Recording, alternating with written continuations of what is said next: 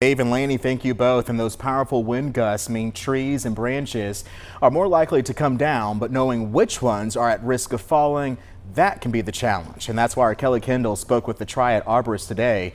She joins us live tonight. Kelly, what should we be looking for outside our homes? Devontae, you're going to want to look out for trees with large cavities in them, split branches, or that are leaning over like this one. Those are all signs that a tree could be preparing to fall down. But a local arborist tells me even sturdy looking trees are at risk of coming down during a storm.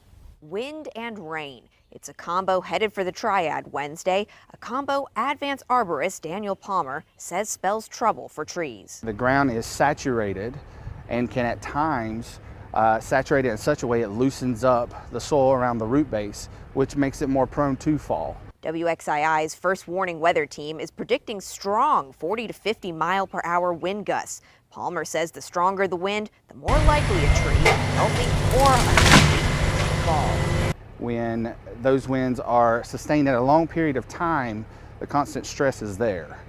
And it's constantly taking a weaker tree and making it even more weak. So it can happen right away, or it can happen shortly after the storm is gone. Some trees are especially at risk. A lot of conifers, like your pine trees, your Leland cypress trees, your evergreens, they can really pull those out of the ground pretty easily. Palmer says whether you're driving down the road or hanging out in your backyard, if you see a suspicious looking tree, reach out to local officials or an arborist. We owe it to the people around us, we owe it to our neighbors. If we see something that could affect our neighbors as well, saying something, having a conversation, can prevent a loss of property, a loss of life.